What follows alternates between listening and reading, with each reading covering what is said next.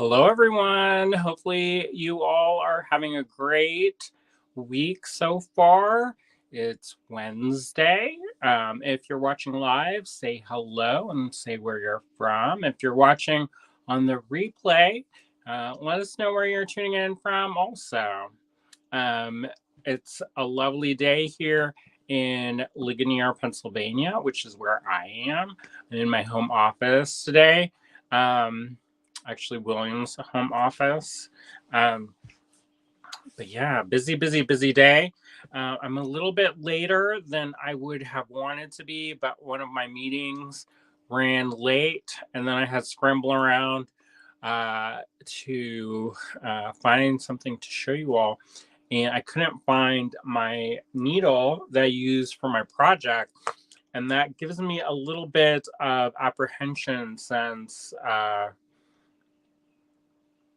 you know, it's one of those things where sometimes you find the needle later, but not on purpose.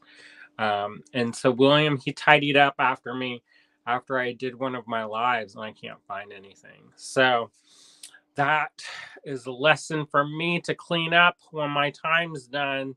Otherwise, I don't know where anything is. So, anyways, hopefully you all are doing well. I see Teresa's watching. Hi, Teresa. Deborah's watching. Hi, Deborah. Marianne's watching. Hi, Marianne. Cheryl's watching. Hi, Cheryl. Yeah, so it's been super busy. We've been working on some stuff in the background. A lot of, I don't know how much I can talk about or not, but one of the things that we've been working on is applying for a grant for an improvement to our filming studio and to get benches for the news store. Excuse me. And those, you never know if you're going to get it. It's one of those things where it's almost like gambling in a sense where sometimes you win and sometimes you don't. So we put that in. William finished up that application and got everything tidied up and sent in. So fingers crossed we get it. If we don't, it slows things down a wee bit. It's one of those things where we would like to do more, but when you only have so much resources to do things, you kind of have to modulate what you do or figure out a way to do it. So a part of applying for these grants is our alternative way of doing it. So anyways, I see a couple more folks have tuned in. Norma's watching. Hey, Norma. Michelle's watching. Hey, Michelle. Yeah, so we've been applying for grants and working with that. I also got asked to speak for the Metals Museum. I guess they liked it. I was like, I asked William. He probably got super tired of it, but I was like, did you think I did a good job? Did I do a good job? Because I went from being overly prepared for the snag one to like kind of more casual with the Metals Museum one. So I was like, did I do a good job? And he was like, yes, you're driving me crazy, yes. But they asked me to speak again. So this time on a Zoom meeting that they're going to pump out to all their social media outlets. So I guess they liked it because otherwise they wouldn't have asked me to speak. Somebody else wrote me about the show, and they said that they had brought their, I guess they do work with, they're called fellowships, but they're with young artists over the summer. And it was BIPOC young teenage artists who, you know, were very much like me. And they took them to that show and they said that they had a really wonderful time. And I wrote to them and I told them a little bit more about my experience. And they were all super surprised that an artist would go and talk to their teacher or advisor. And I was like, it's an absolute pleasure to be able to talk to people and share about my work. And so they really enjoyed it, and that really made me happy, because when I had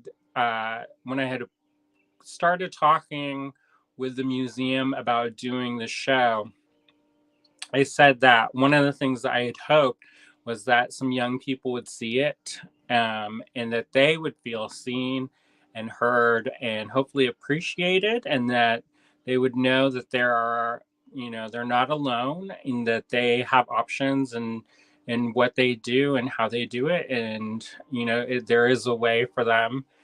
When I was growing up, there wasn't always a lot of representation, people who looked like me or acted like me.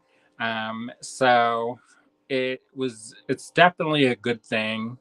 And so when I got the message that they had seen the show and that they had really connected to it, it really meant a lot to me, because that was kind of one of my personal goals when the show was mounted. So I'm really happy with that. I'm trying not to get too upset, because it's not upset, but like crying time. But nobody wants to see me have the snot time on the camera. So, but anyway, so that was nice, and I really appreciated that. I see a few more people have tuned in. Harry's watching. Hi, Harry. Marion says good luck for the getting the grants. Hopefully, fingers crossed, right? And yeah, and Susan's watching. Hi, Susan. So yeah, so we've been super busy today, and I've been talking. So I'm in this thing where the PA. I don't think I'm allowed to say. So I'm not going to say it, but it involves the state and it involves the arts. And so there is this thing where they're talking to some of the small business owners who are artists and creative entrepreneurs. And so it's been interesting to see that. Anyways, so Marion, it's supposed to be a space in there. I got what you were saying. Sometimes, I don't know what people are saying, but this time I knew what you were saying. So anyways, so we've been super busy with that and just finalizing some plans and getting everything kind of in a row for the summer. It seemed like at first the summer would never come. Like, I have classes that I signed up for way far back last year, and now I'm all like, oh my goodness, it's almost time. So we're getting everything kind of lined up for that. I'm also working on a piece for a show here in the region. And so that's been interesting to try to squeeze all of these things in. But, knock on wood, hopefully it feels like I'm not super, super behind, which could be like the trap. You get lulled into the full sense that everything's all taken care of, and then boom, surprise. So hopefully that doesn't happen. But anyways, so all right, so I don't really have too much more to say. Hopefully you all are doing well out there. It's super beautiful today, and it's kind of a shame that today was really beautiful, because was stuck inside all day dealing with emails and meetings and stuff. And I would love to finish up our flower beds at the house and then tackle the flower beds at the cottage. And they're filming tonight for Jen's Saturday tutorial, which, if you don't know what I'm talking about, that's over on YouTube. Jen has a tutorial that debuts every Saturday morning. And so they're filming tonight because they couldn't film last night. Because I don't know why they didn't film last night, but they couldn't film last night So I was there last night. So anyways, so they're there now. So I can't necessarily go buzzing around with a weed whacker when, when they're trying to film a tutorial. So yeah. Marianne says, not very summery here today, windy and only 53. Burr. Yeah, it's beautiful today. I think we're probably in the 70s, maybe upper 60s, and the sun's out. Barnaby is desperate to go out. They went out a little bit, but yeah. All right, so let's flip this around and we'll get to it, and we'll start working on the project. How about that? All right, so you're going to see the ceiling for a second.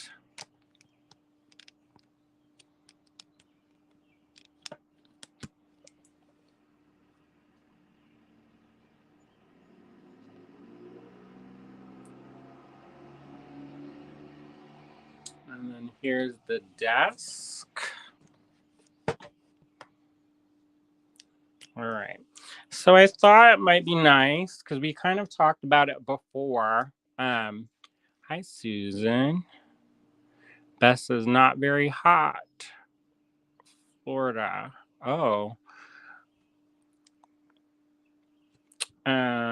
So we had talked about this. We briefly talked about this when I did a little bit of a tutorial on showing how to use dagger beads in peyote stitch.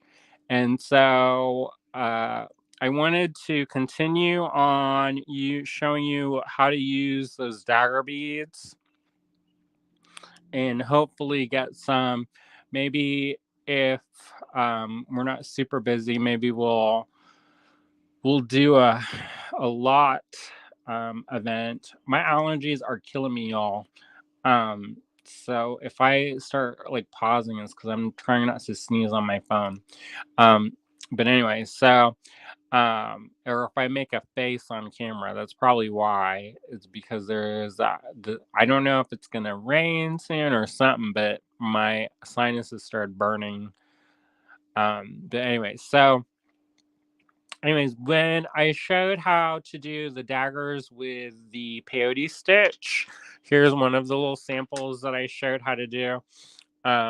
We had talked about maybe incorporating them in spiral stitch, and I've shown how to do spiral stitch before, but I thought it might be fun to show it again, but also maybe in a variation where we used other beads, and then that way you can kind of see the whole, you can see it in a different way. Normally I teach this class in person because there are some little fiddly parts. It's super easy once you get going, but it can be a little bit fiddly if you don't get the needle in the right place. And like I said earlier, when I first started this video, I couldn't find my needle. And so I was getting a little bit frantic because I don't want to find the needle with my foot later on. So I'll have to ask William when he is done with his class if if he put that needle in some special place. Because sometimes we do that. We're like, oh, I'm gonna put this in a special place so nobody gets hurt. And then guess what? Then it happens. But anyway, so here you go. All right. Hey, Susan. Susan's our neighbor, and Cindy's watching. Hey there. Harry says it's 88 and humid there, and the kittens were running around by the back door. That's cute. Yeah, our kittens have been running, and it's been nice to hang out with them and play with them, but they have a lot more energy than I do. William and I had talked about maybe adopting a child or something. And I don't know. I think I may I wake up tired, so I don't know if that's like a good option for the kid.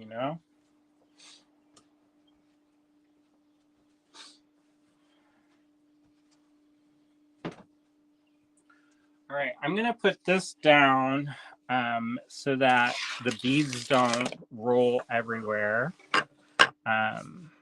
Because otherwise we might have some rolling around the mountain action, and I don't want that to happen. And then I'll put that color. Balancing spoon. Somebody was like, what's that spoon for? And it helps color balance when that's in the picture. So just ignore it. All right, so we have a couple different options of the daggers that we can use. I've got these transparent green daggers. So we'll put that in as option A. And then I've also got some Picasso finish opaque daggers, which we'll put in as option 2. And then we also have, that's what we have. And then for the side bead, I thought since I'm probably going to use this AG fine pewter toggle. I like that it's kind of hammered.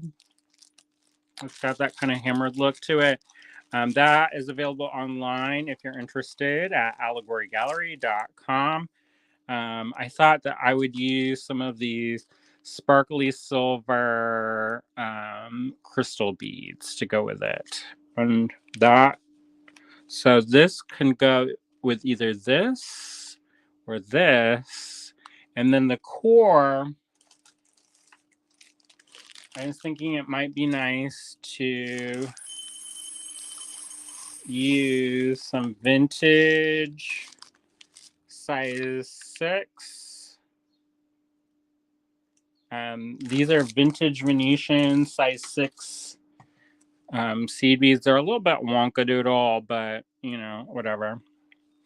So the option is A or B. What do y'all think? A or B? A or B? And then I'll use it.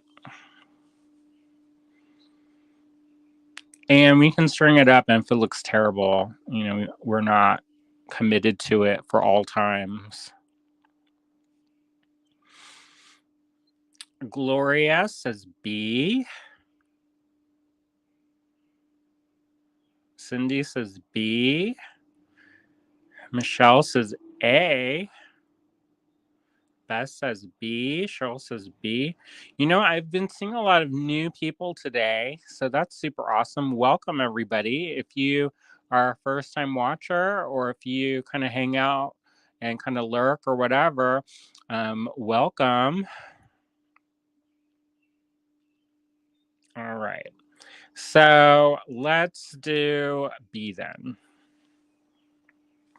The core beads, you'll get a little peek of them, but you won't necessarily get, it won't be full on. So today I'm using an 8-pound Fireline. This is in that smoke or charcoal or whatever the black color is. I'm going to measure out 1 wingspan. And did you all see this? This is on William's desk, but did you all see this tutorial that Jen did for us on Saturday? I think this was the one on Saturday. That looks so cool. Do you like that? I like that. She did a good job. Anyways, if you didn't get a chance to watch that, I recommend checking that out. All right. So I've got my needle. I found a needle. This is not the needle I was using because I was using a crystal thread before. And then this has like a smoke on it. So I know that's not the one. All right. So I'm going to thread my needle.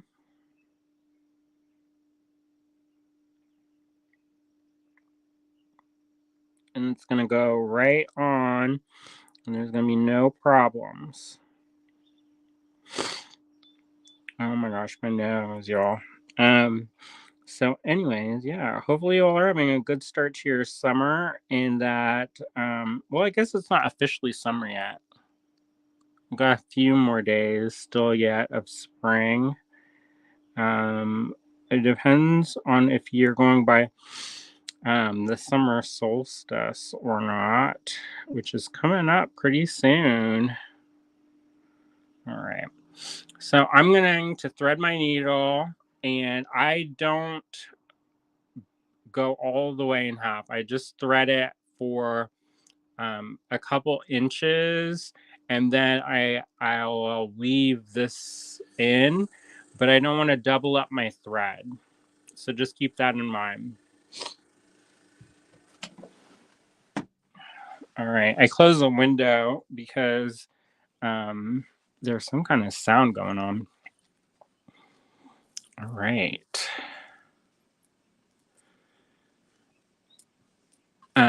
Yeah. So we've been super busy. I don't think we're ever not busy, but I don't mind. So this is a full strand of this silver bead that we had. And these ones were available in the live show a while ago. But yeah. All right. So if you are nervous, you can string on a stop bead if you want. I'm not going to string on a stop bead because I don't think I need it. His famous last words, right? So what I'm going to do is string up 3 of the core beads. 1, 2, 3. And I'm going to slide those down till I get to about 5 inches, 4 or 5 inches to the bottom of the thread. I don't want to string it all the way to the end because I'm going to use the end to add my clasp. All right. So the next thing I'm going to do is I'm going to string on 1 of these crystal beads and 1 dagger bead, and then 1 more crystal bead. All right. And so when it strings it down, it's going to look like this. And then what I'm going to do is bend this over and go up through only the size 6 core beads. So it kind of looks a little risque, but we're fine. All right. So the next thing we're going to do, and we're going to make that kind of tight because otherwise it can be the sad times. So what we're going to do is I'm going to move this bowl a little bit closer so it's easier to pick up. I'm going to pick up 1 core bead, which is that size 6 green, 1 crystal bead, 1 dagger bead, and then 1 crystal bead. And then here is where the tricksy part comes. This is the trixiest part. And it always is, whenever you get this pattern, whenever you start, I don't know about y'all, but whenever I start a pattern like this, the first couple stitches feel so weird. Like it's all wavy gravy, nothing wants to lay in the right place. It's almost like it's got a life of its own, and then you got to corral it. But once you get going, then it's completely fine. All right. So the next thing we're going to do is you've got these strung up. We're going to go through. We're going to skip the bottom bead and go up through the top 3 beads here, these core beads. All right. So only those. We're skipping that last one. Now you have to be kind of careful because it's super easy to get that loop when it's tightening up caught around this other one, but we don't want to get that caught. We just want that to be on the side like this, and it's going to look a little bit like nothing. It's going to kind of look like I've got some chewing gum, I chewed it up in my mouth, and I spit it out. That's what it kind of looks like. But if we keep doing this, you'll see what happens. So we're going to string up one core bead, one crystal bead, one dagger bead, and then one more crystal bead. And then we're going to go up through the top three, up from the bottom to the top, skipping the ones from the core bead.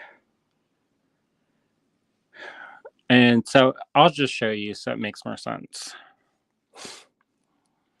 All right, so you see this, and then you count down from the top. 1, 2, 3, and you go up through those.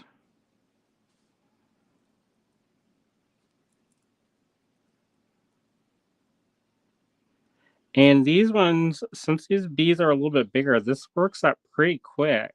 If you, you know, comparatively, it's not gonna be like super, super fast because, generally speaking, and you can already see it starting to form the pattern. But right now, we're gonna string up one core bead, one crystal bead, one dagger bead, and then one crystal bead.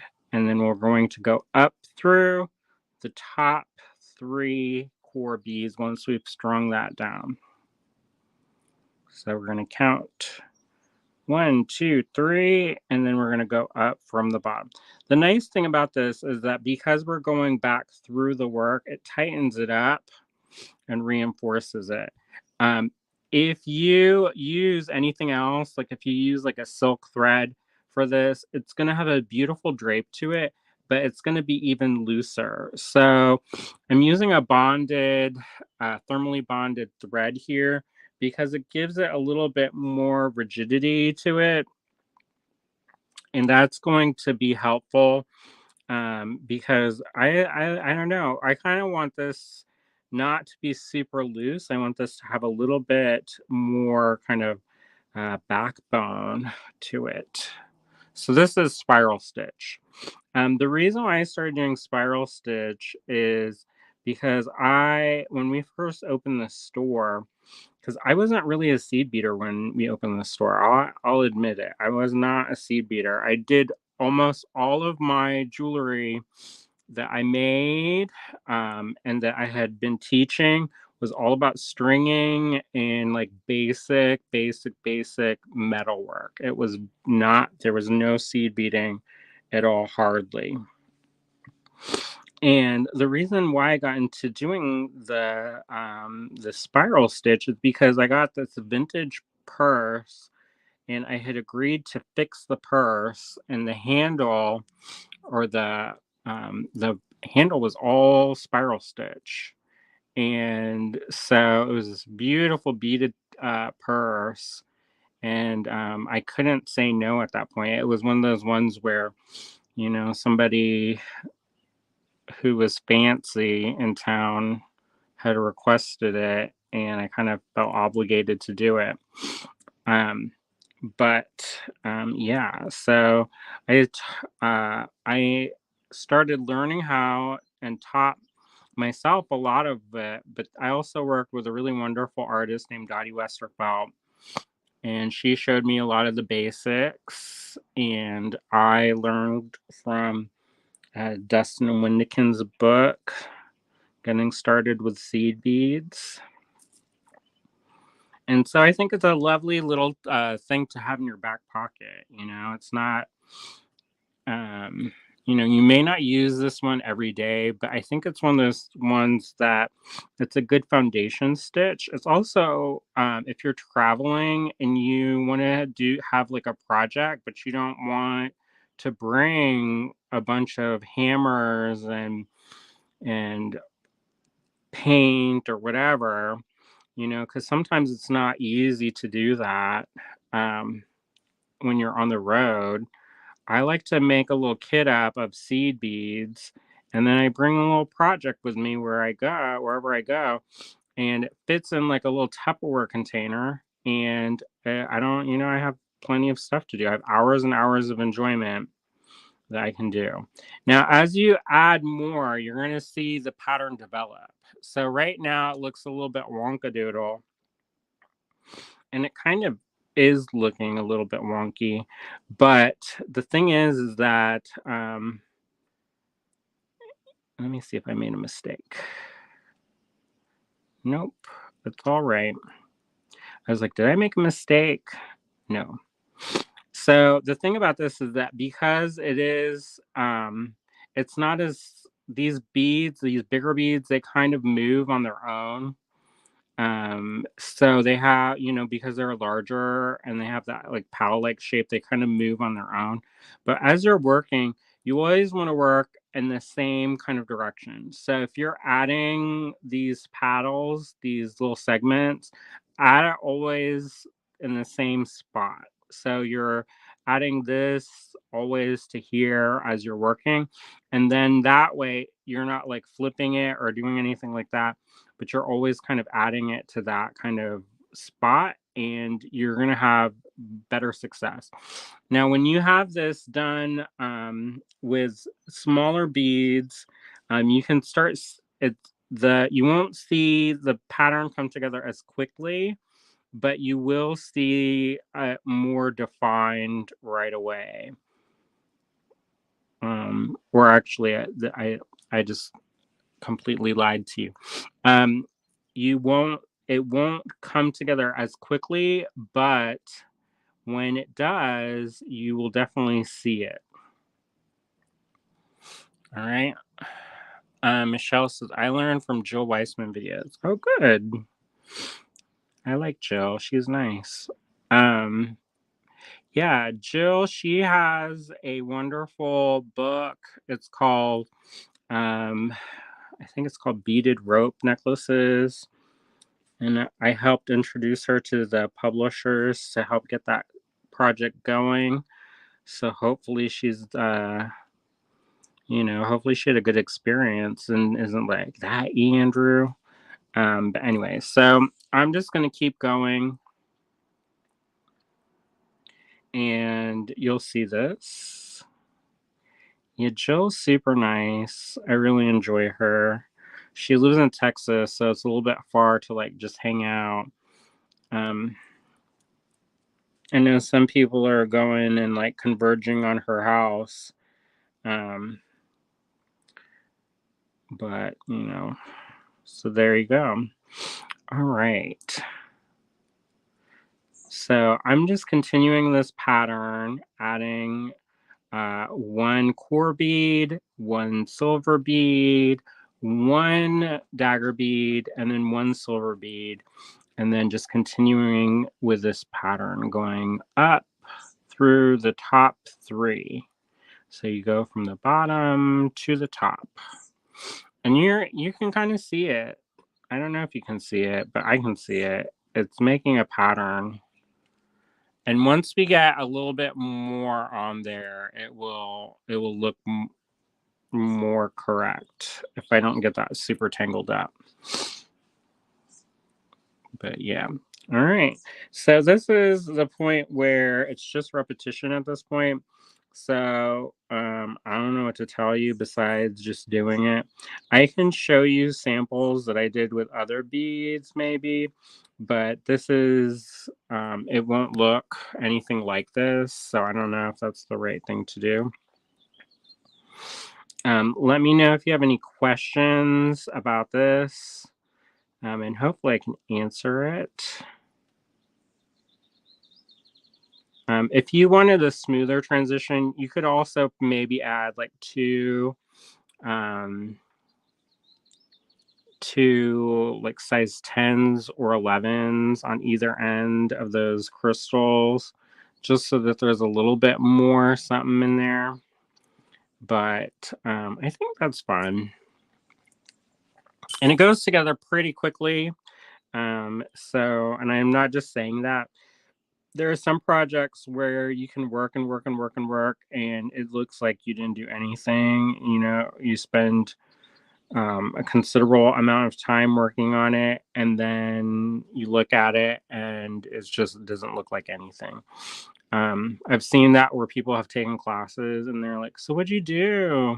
And it's like a 6-hour class, and then they show like a quarter inch of work, and then you're like, "Oh."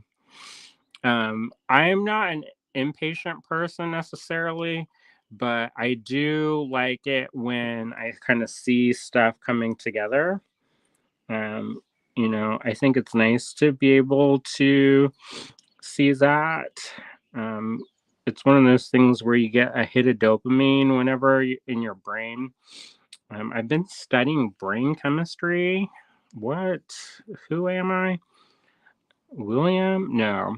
But it's interesting to hear about like how the different chemicals in our brains have different effects. And so I've been thinking a lot about artwork and the creative process and how we can harness those things to leverage them to our best effect. I'm always interested in that because as a professional artist, I don't necessarily have the luxury not to be creative. Like if I don't make stuff, we don't have stuff to sell, and that's problematic. So for me, it's not so much about just cranking stuff out either, because I also don't want to do that. But at the same time, I have to have something that I can sell. Um, and so, anyway, so I'm interested in how the brain works and how to harness that side of ourselves. Now, one thing you will notice as you're working is that you'll go through a lot more of these silver beads than you will the core beads because you're adding only one. So you go through those much quicker. So if you're going to design your own pattern, you just have to make sure that whatever your core bead is, you can have way less of the core bead. But if you're doing just this, I call them the side beads. If you have the side bead, you need more of the side beads than you do of the core beads. Um, Marion says, I would like to see samples with other beads. I'll go see if I can get those. I think I know where they are, but we're supposed to have company, and so we started cleaning the house, and now the house is a little bit looks like a tornado hit it. But I can go and get that real quick.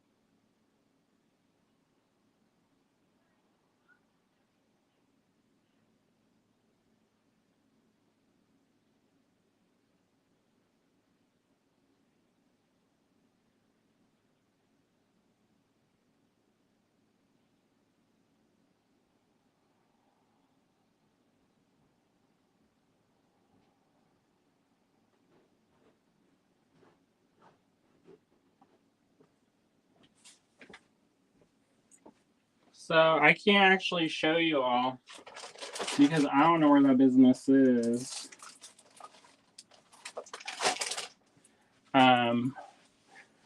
So I thought I knew exactly where it is. It's in a plastic CD uh, case carrier, and it's gone now. So I don't know if William took it to the cottage or what, but it is no longer where it was. So I'll show pictures after when I can rustle it up, but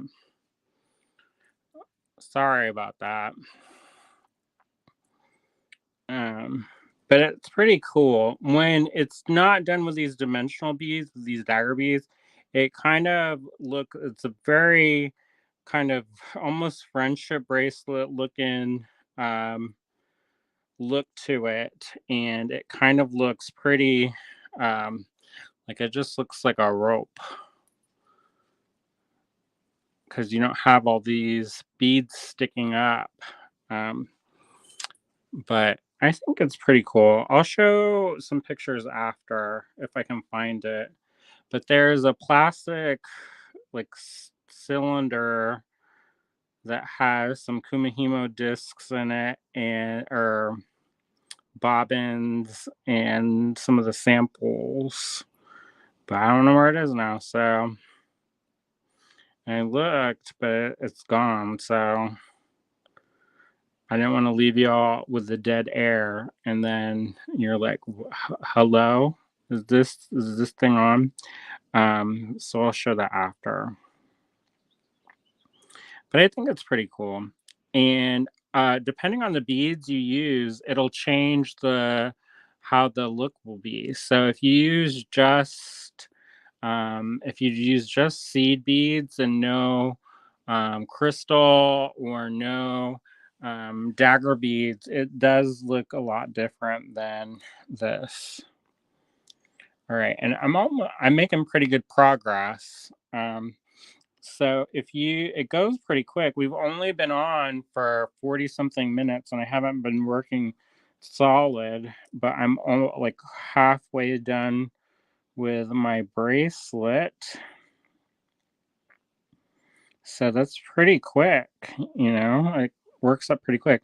If you don't have daggers, you can still do this, and you'll just have a different look. Um, and the daggers, you do have to be careful with. They are made of glass, so it's one of those things where if you are gonna like go to the roller derby, maybe this is not the one to wear because they are somewhat fragile. But if you're going out to some kind of event and you want something that's kind of sculptural and kind of unique, then yeah, why not? Um, Also, this is one of those pieces where I always caution people with certain stitches. You do have to be mindful of them when you're wearing them, just because some things are a little bit more sturdy than others, and this is relatively sturdy. They used to use it for purse handles, but in my experience, it's not. Uh, I don't know. It's not this. It's like peyote stitch. Is almost like a woven fabric. It's like it's almost bulletproof in some ways.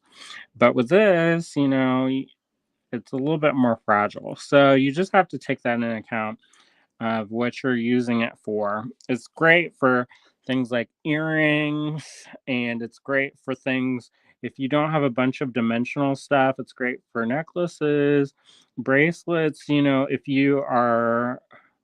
If you're going to go gardening or something, I wouldn't wear it, but for like special occasion where I would say to wear, you could wear it.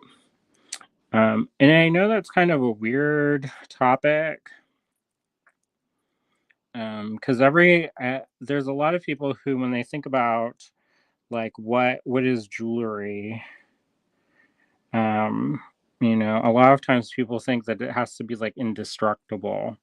But what if you wear something like a fancy cocktail ring? It's not something that you're gonna wear all the time to like wash dishes or stuff. You wear it for just have a conversation or go to a cocktail party, and it's not necessarily you're not necessarily gonna be like it's not gonna be like welded onto your body. So I don't know. I think that there's room for everything. There are all different kinds of ways of making, and ephemeral things can be beautiful just as much as things that are more sturdy. So I don't know. I know you don't want to buy anything, especially if you sell your work, that's gonna like fall apart. But there is something to be said about like the beauty of the moment. Or am I just BSing and trying to, I don't know, pass off?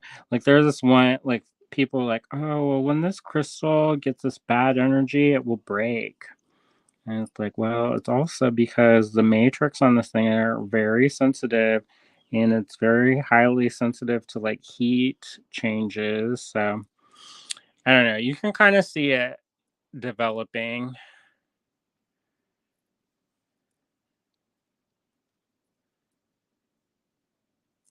And I think that's pretty cool. And what I'll do is I've got a little bit more to go. I'll show you how to add thread onto this because I noticed that I add thread a little bit differently than some people. So we can go over adding thread, and we can also talk about adding a clasp to this since we've got the clasp here. And I can show you how to do that as well. I mean, this is the part where it's not super exciting. It's kind of like watching paint dry. Um, but it does go pretty quick. I mean,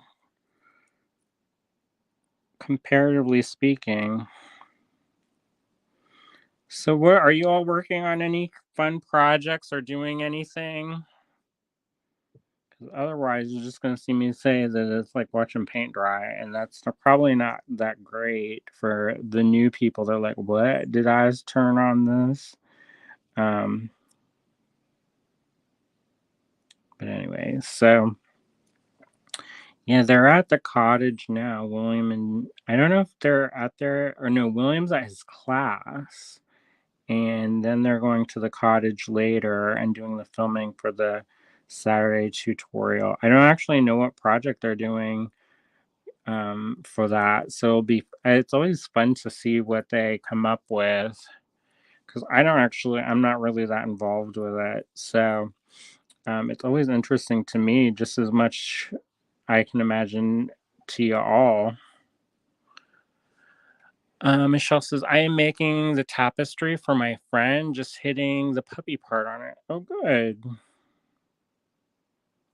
And it's peyote stitch, right? That you're doing your tapestry? Or are you doing another stitch, like brick stitch or something?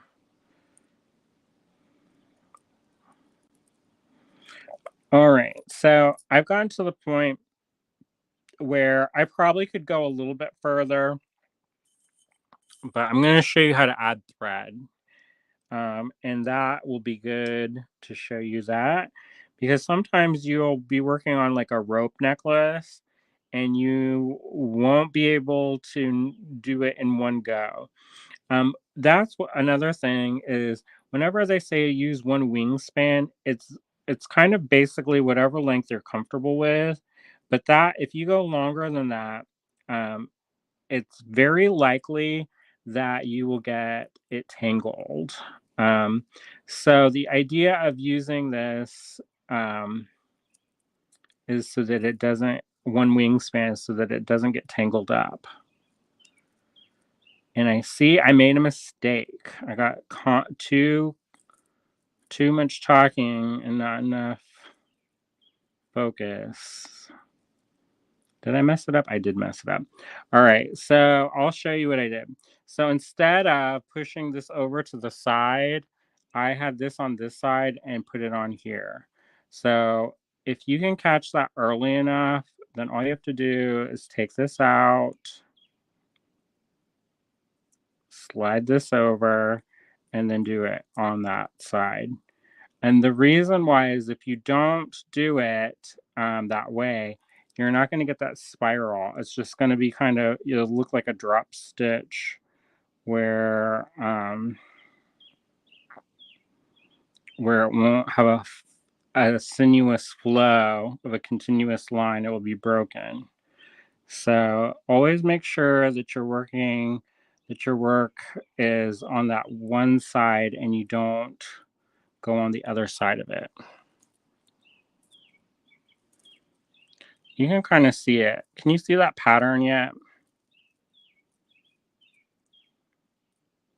You can kind of see the pattern, right? I'm not just making this up in my brain, but you can see it's kind of like all of a sudden you can kind of see it, right? It's got that spiral. See that silver spiraling around it?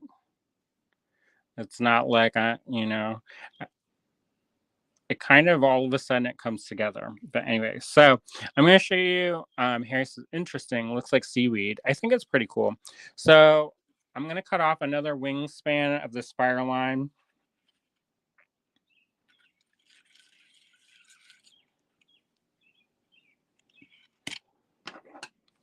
And Gloria says, I see it.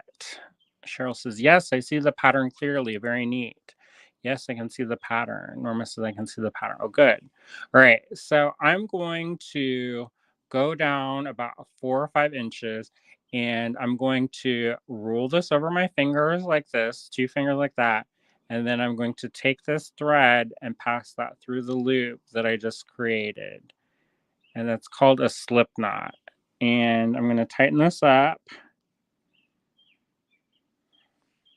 And I'm going to take this is my working thread, and I'm going to go over my working thread. I'm going to hold it in place, and then I'm going to tighten that up and pull it. And if you do it right, and you don't have like birds in the background and all kinds of stuff, you can actually hear it pop. And then what I like to do, since these have a big ample hole, is I take the working thread and I take the shortest of the thread that I just added on and I make a little knot, and then I go over it with a square knot. So that way it's nice and sturdy and won't come loose. You do have to keep these, when I'm working with this, with the new threads, I keep these off to the side like so. And then eventually, when I get down to the end, this is kind of the tedious part. If you're not somebody who likes tedious things, working threads in is not necessarily the best thing. I was talking to a weaver friend and she was like, yeah, the fun part's the weaving and you get all there, but then that's just like people think once you're done with your pattern you're done completely, but then you have to weave all your threads in. So this is where it's not as fun to do that. But when you get when you get done with your work, you can weave this back in and you just follow the thread patterns and make a little anchor. I call them anchor knots, and I've showed that before. And those will help because right now it's all kind of one thread and there's only a couple knots in here that are holding it all together. So it's basically hanging by a thread. So when you go back and you weave through there and you add anchor knots, what happens is it reinforces the work and it makes it a little bit sturdier. And also it makes it so that if one of these little things get caught, it's not going to just yank off and then everything's going to fall everywhere. So that's one of the reasons why it's important to have these worked back through and not just trim them off right away, is because you want to add that reinforce that strength in there.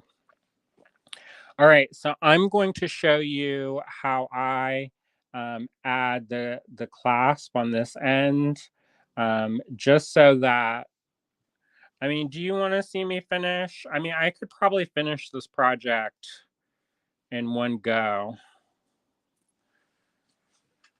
but if it's up to you, I can show you how I showed you how to add a thread, and I can show you how to add a clasp, and that's basically what you need to see. You don't actually have to see me add it one at a time, but I can also finish it if you want to see me finish it. And I kind of like that. It's a nice thing. It's a good thing for kids to do too. It's not super complicated. Sometimes, like when people describe doing like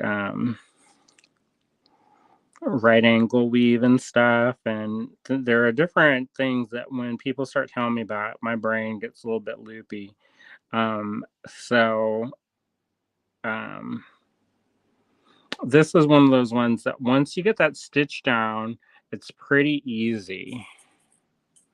It's not something that's going to be super, like, you don't have to like, I feel like with like odd count peyote, you kind of have to know how to do the jump up and stuff.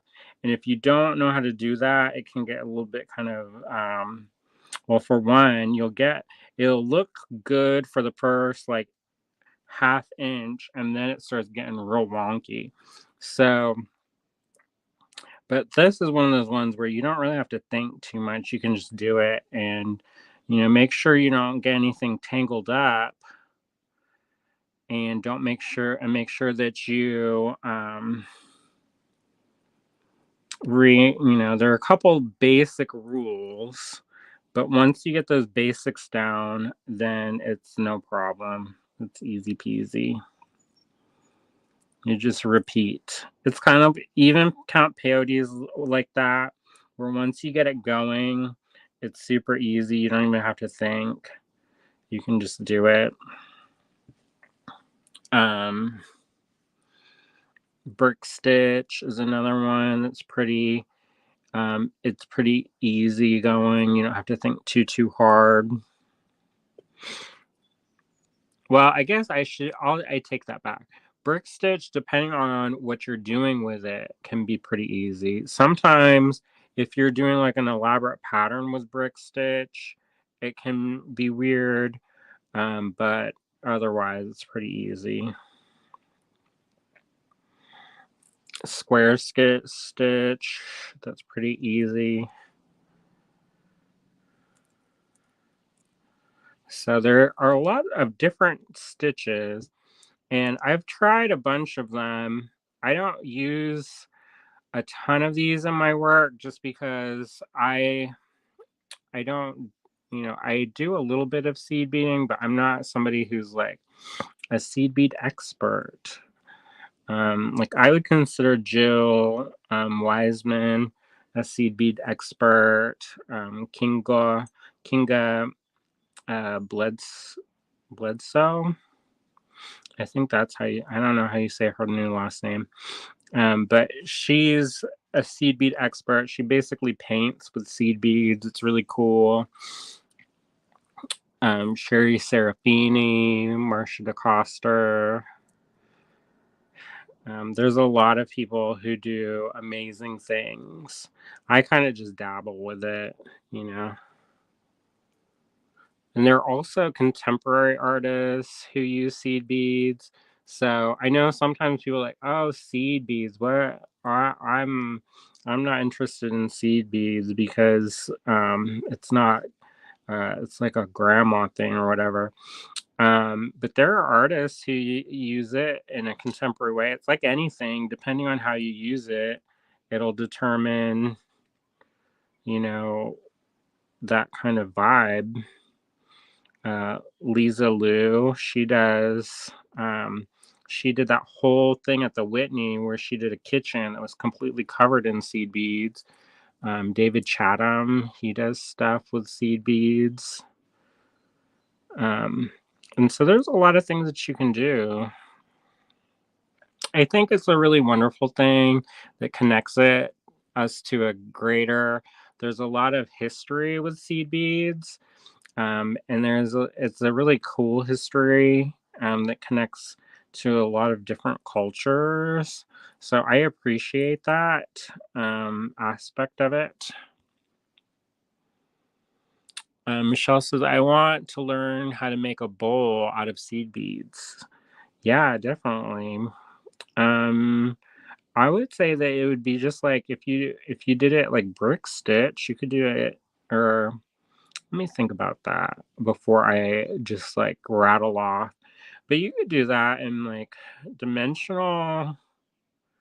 I mean, if you do it in peyote, all you have to do is make it in segments and then sew up the segments. So you might have to have somebody who knows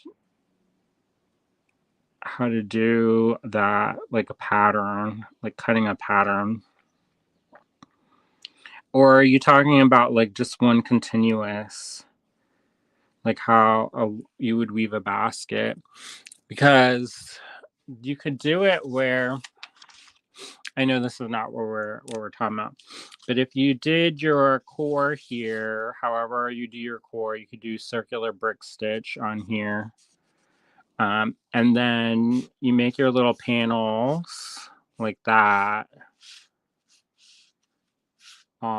with peyote stitch. And then these, because the way that peyote stitch looks is it's got like it's not even, it's like this. And so you have these like vacant spots. And so you could get this and then wherever it is, you would just sew up your seams like that. And then it would be like a vessel like that. Or you can do it where you've got your core and you just keep building it up like that. I would suggest if you do that, make your piece maybe on the bottom, that circular part, however you do that. And then as you're adding that, I would put an armature of some kind in there. Like if you've got a, I don't know the shape that you're looking for, but if you're looking for like a cylinder shape like that, you can use like a piece of PVC pipe, and then you can do that adding. That's the same way that they do amulet bags, is that they'll use when the way that I was taught to make an amulet bag was to take the insert of a cardboard from the toilet paper roll, because it collapses and then will expand, and that will help keep your tension. So I don't know,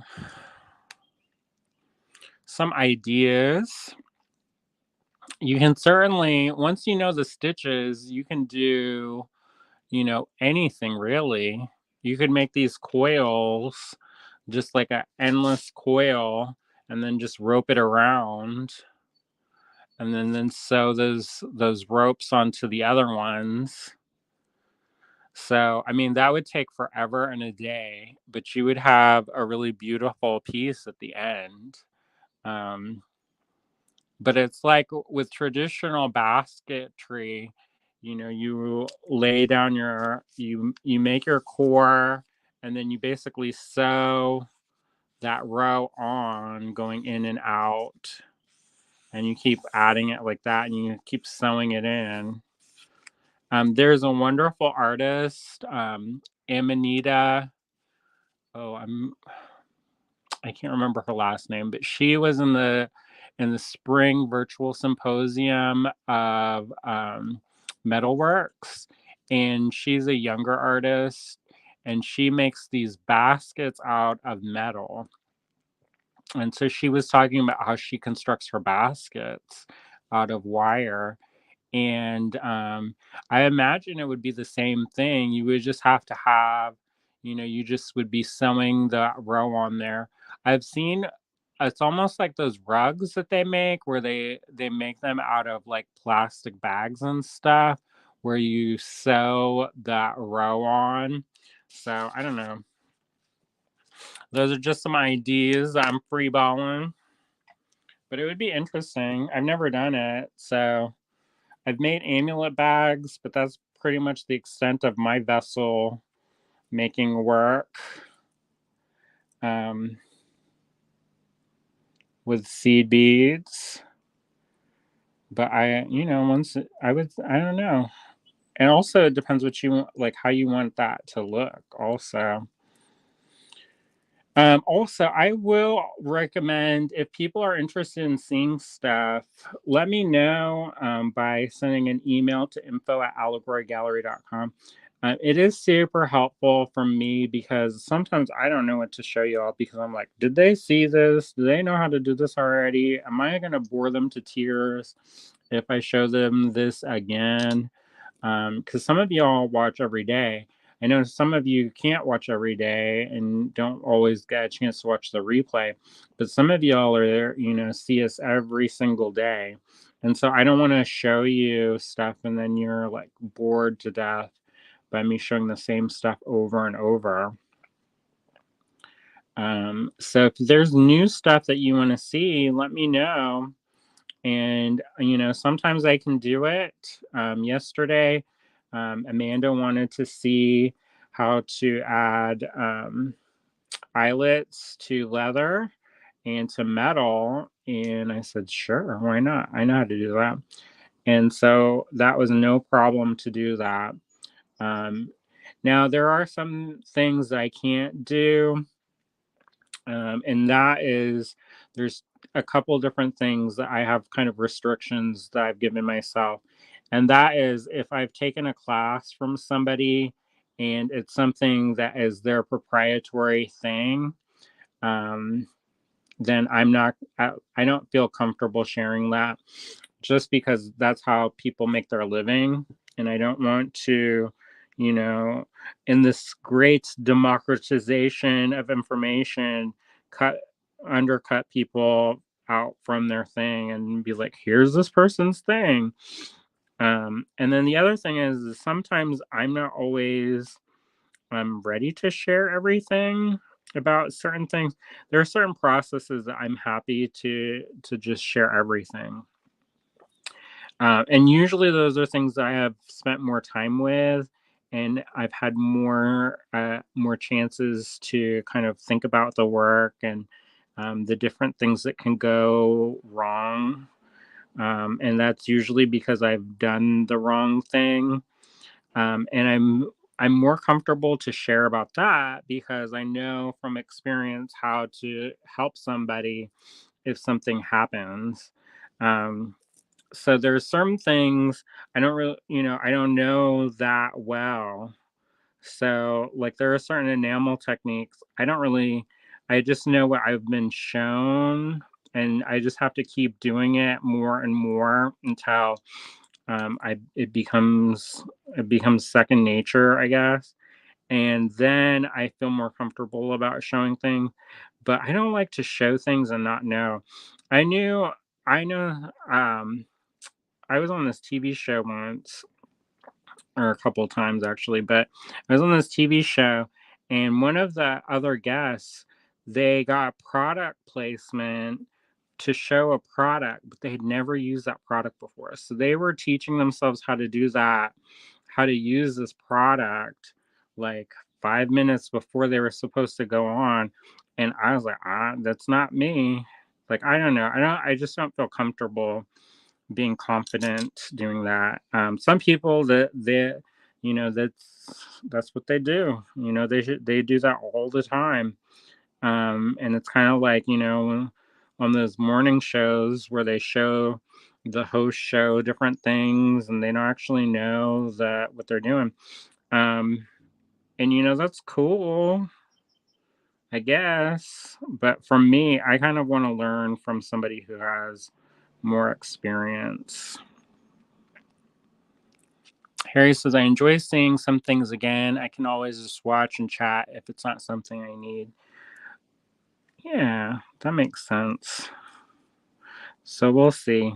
If people are curious about certain things, let me know and I'll see if I can do that. Because it's always fun to see what other people are interested in seeing. And I do a lot of different things. I'm one of those people, I call myself an omni crafter.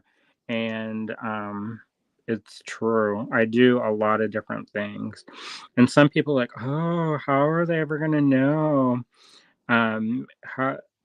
If you're worried about building a career and only just being known for that one thing, then I'm not the person to talk to because that's not me. But there are certain people who build a brand on doing one thing and then, doing that one thing very well. But for me, I get kind of bored with certain things. And I also think it's super important when you're working in a creative atmosphere, at least, to push yourself creatively by trying new things and doing stuff that you don't normally do, because that's when new ideas kind of uh, germinate. So you get different ideas from other crafts and you can apply it.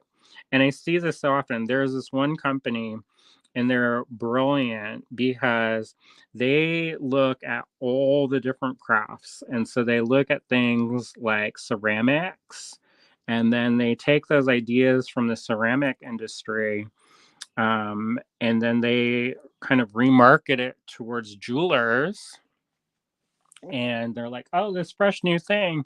And then if you're involved with the ceramics world, you're like, oh, that's not really that new.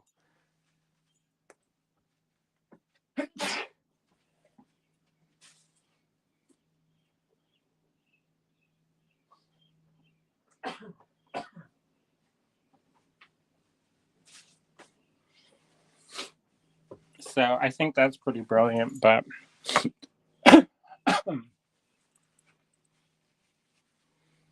sorry about that. All right, let me test this to see how long this is. You want to make sure you leave yourself at least an inch and a half, especially with toggle bracelets. Thank you, Marion. She said, "Bless you." You thank you, everybody. So you want to make sure you give yourself with toggles on bracelets. The fit is key. I cannot stress that enough. If you are using a toggle on a bracelet, you have to have that thing fit very well. If it's too loose, it will fall off and be gone forever. I've seen it happen where someone's like, oh, it'll be fine. It's a little loose, but oh, it'll be fine. And then by the end of the day, it's gone and then no more. So if you have it too tight, you can't wear it, obviously. And you can possibly break your bracelet if you try to like stretch it. If it's too loose, it'll come undone. So I like normally for bracelets and stuff, I generally go for lobster claws or box clasp. The lobster claw doesn't always look very elegant, but I don't care. That one with a lobster claw, you can do jumping jacks. But box class, I think, are really beautiful and they look nice. They're decorative and functional. So I think that those are nice. But with toggles, I love, love, love toggles, but I've seen where it can go wrong. So you just have to make sure that if you're going to use them, that you are careful and get the fit right. Because otherwise, then you won't have a bracelet anymore. It will be you spend all this time working on it, and then it will go away.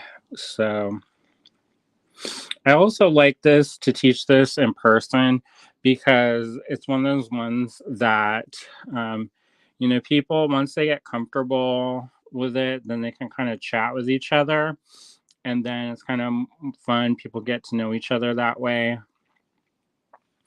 It provides an atmosphere where people can talk and stuff. And then the other thing that's nice about this, and when you're teaching, or when we teach this, is that you can get it done in less than 2 hours. So sometimes when we have classes, I've noticed sometimes if you're kind of a casual person and you're not like super serious about it, after 2 hours, people are like, nope, not for me. And they get kind of antsy. But if it's under 2 hours, all things are possible. People are willing to sit there for 2 hours and do it. But over that, then people are like, nope. I guess it's kind of like the movies. Like people have been trained to sit there for 2 hours.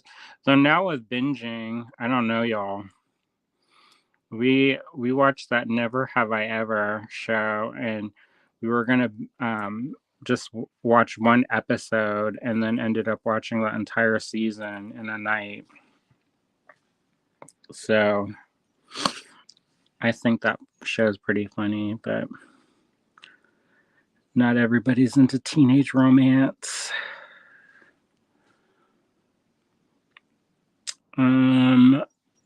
Michelle says, I like adding extra rings on my jewelry or chain extender. The same. I like it so that that's because you probably are familiar with the concept that not everybody's wrists are the same. Bracelets are hard to sell at shows. I feel, because they're kind of like rings where you have to have a whole bunch of different sizes. And sometimes if you don't have that wide range of sizes, people get super bent out of shape when they don't find that thing that fits exactly so. And so, yeah, so I feel like bracelets and rings are a little bit tricksy because you have to have that real estate to be able to have a variety of sizes. So with necklaces, generally it's like a one size fits all kind of situation. Brooches, one size fits all. But rings, you gotta have multiple sizes of rings, and you've got to have multiple sizes of bracelets. Earrings, one size fits all kind of thing, usually. But otherwise, all right. So let me look. This is slipping and sliding like them kittens. All right, so that's probably maybe even too tight or too much, but I've got smaller seed beads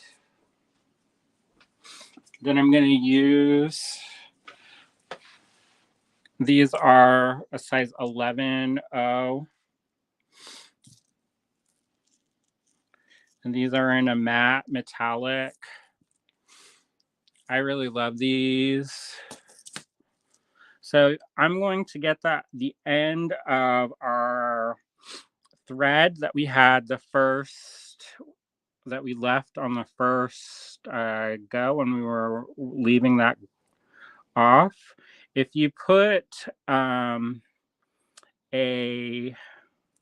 stop bead on there, if you were worried about your work coming undone, you can remove your stop bead.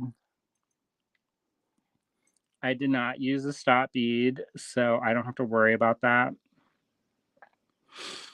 And what I'm going to do is I'm going to string up one of the core beads, and then I'm going to string up 12 of these size 11 seed beads. And that is, so that we have 2, 4, 6, 7,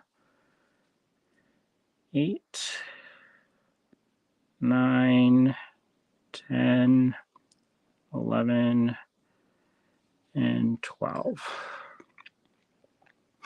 Now, whenever I add a mechanical connection with seed beads, I like to make sure that I do it, if I can, where the seed beads are insulating the thread. All right.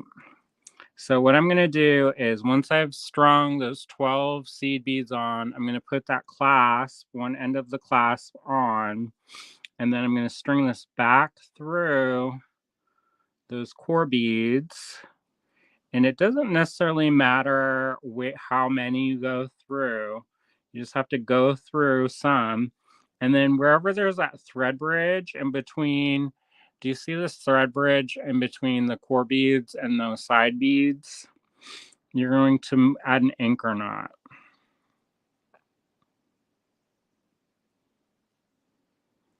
And then you pull that in there and you can tighten up that tension. And then we're going to go back up through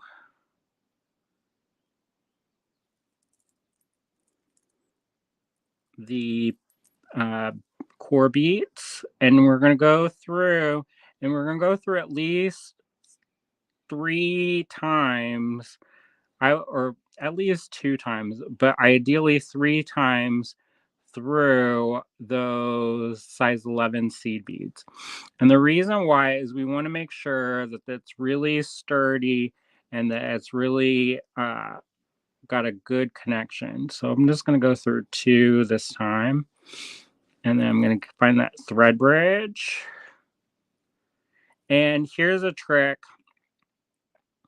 If you're getting kind of tight on how much you can move your piece, take the end of your needle and use it as the front of the needle. The eye of the needle becomes that front. And then you can always put it through, make that loop, and then put it through, and then you can kind of pull it.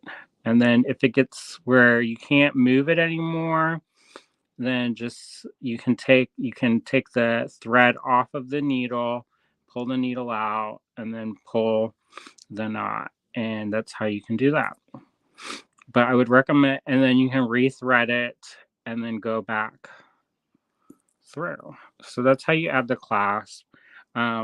If you want, you can definitely, if you're really concerned about anything coming loose, you could work another thread through and follow through and reinforce all of your stitches on your bracelet.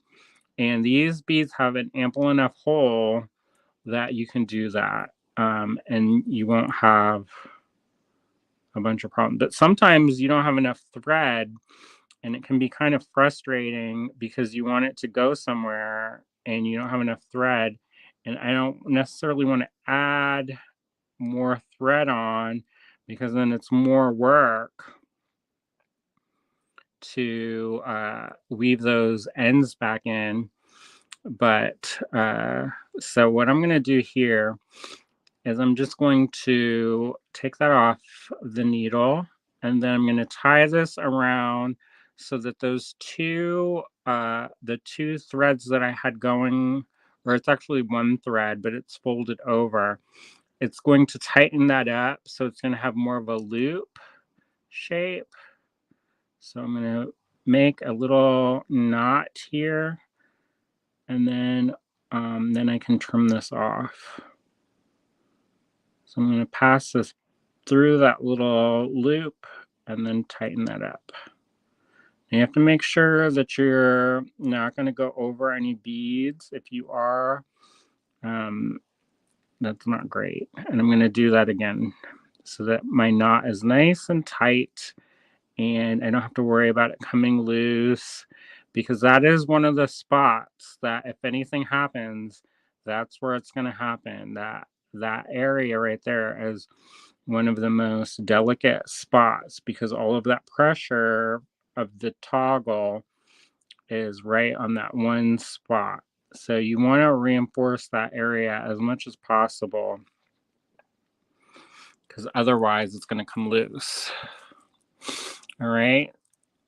If you don't like that to stick out so much, you can, for this part of the toggle, you can kind of have that nestled in a little bit more. But if you, for the bar part, you definitely have to have it where you have more leverage to move that, or room to kind of press that down so that it will go through the toggle bar. If you have this right straight up against this and there are all these dagger beads in the way, this is not going to fold over and it's not going to go through that loop, at least not easily. So you just continue that and then you'll be done. So I think that's good. I made this a little too long, but that's all right. I'll take some off. And then I'll have that the right size, because I made this too long, y'all. And remember what I said about too long bracelets? Not good. So this is the project that we made together. What do y'all think? This is almost, I bet I could finish if I had the right sizing, and I wasn't showing people, I could probably get this all done in less than maybe 45 minutes if I was just working on this solid. So what do y'all think? Do y'all like that? So what I will probably do is I'll take off a couple rows of this, and then, I mean, since I have a store, I can have this, I don't know, I probably won't take this off. It's obviously not for me. It's not meant for me. But once I do that, I'll add this, and then when you are working your threads in, you remember these ones, these shorties, all you have to do is what we did here, and you work it in through here, find a thread bridge, tie off, and then that's it. So in the end, it's going to kind of look like this. When I when I work some of these threads in, it's going to be a little bit, the daggers are going to stand up a little bit more. Michelle says, it's great. Spiral stitch, you can make a lot of fun looks. Yeah, I think so. All right. Well, I hope you all have a good night. If there's anything that you want to see done, I'm back on tomorrow night around 5.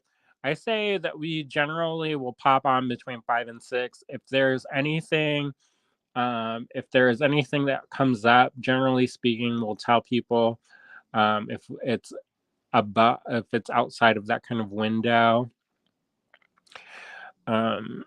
William's super good about putting banners up and scheduling stuff, and I don't actually know how to do that. So I just tell people that I'm on between 5 and 6, and then depending on the project, it will just take however long it takes. All right, so I hope you have a great rest of your evening. I'm going to show the finished picture on our Facebook page, the Allegory Gallery Facebook page, when this is complete. If you like this video, let people know. I mean, it's not necessarily the most entertaining of videos, because it's like, oh, look at him add another row of seed beads. But, we had fun, I think. It's nice to hang out. All right. I will see you all later, and I'll try to go and find that container of the spiral stitch bracelet so that you can see variations, or I might just work up a bracelet real fast and then you can see that done. All right. Have a great night, everybody. See you back tomorrow. And yeah, see ya.